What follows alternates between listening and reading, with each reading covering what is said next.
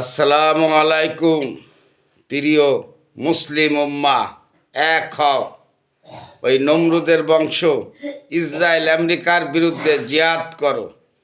আজ ফিলিস্তিনি গাজার নিরীহ মানুষের উপরে কিভাবে গণহত্যা চালিয়ে যাচ্ছে, আজ 2 বছর পেরিয়ে 3 বছর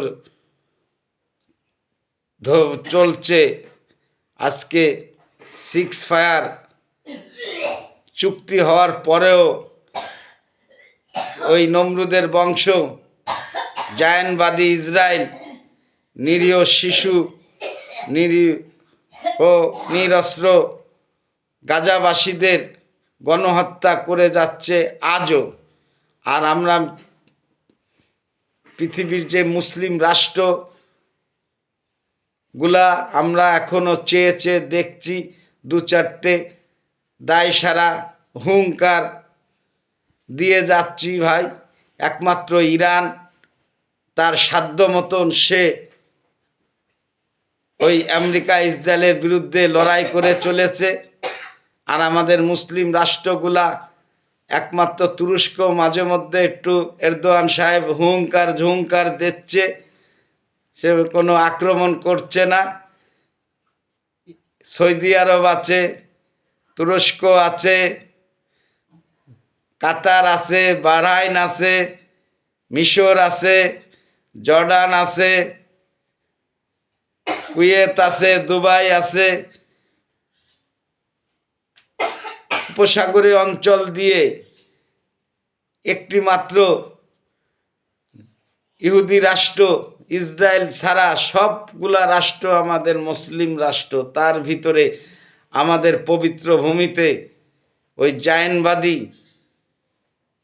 কাপুরুষের বাচ্চারা নিরপরাধ গাজা ফিলিস্তিনিবাসীদের পরে যেভাবে গণহত্যা চালিয়ে যাচ্ছে, এটা কোনো মানুষ, কোনো জাতি মেনে নিতে পারে না। আর আমাদের মুসলমানদের ভিতরে আজও কোনো ঐক্য গড়ে উঠল না। মুসলমানদের বলি, তোমরা কেন এখনো এক হচ্ছ না? তোমরা কি জানো না মুসলমানের চিরশত্রু ওই ইহুদি, ইসরায়েল, আজ আমেরিকা, এরা আমাদের চিরশত্রু। এরা কখনোই আমাদের ভালো চায় না। আমাদের প্রিয় নবী হুজুরে পাক হযরত মুহাম্মদ মুস্তাফা সাল্লাল্লাহু আলাইহি সাল্লামের আমল থেকে তারা আমাদের সাথে শত্রুতা করে চলেছে, যুদ্ধ করে চলেছে। সে থেকে আমাদের ভিতরে, আমরা মুসলমানরা এত বড় মুনাফেক, আমাদের ভিতরে আজও ঐক্য গড়ে উঠল না। বিংশ শতাব্দীর দ্বার প্রান্তে এসে তৃতীয় বিশ্বযুদ্ধর দাবামা যখন বেজে চলেছে, আমাদের মুসলমান এখনও যদি ঐক্যবদ্ধ না হয়, তাহলে ভাই এই মুসলমানের কোনো অস্তিত্ব থাকবে না। তারপরে এই মুসলিম উম্মার বিজয় সুনিশ্চিত, কারণ এই মুসলমানদের সাথে আল্লাহ আছে। যারা গুটিকয়েক ইমানদার মুসলমান কিয়ামত পর্যন্ত এই আল্লাহ ও ইসলামের পক্ষে জিহাদ করে যাবে, তাদের সাথে স্বয়ং আল্লাহ তাআলা থাকবেন। ভাই, তাদের বিজয় সুনিশ্চিত।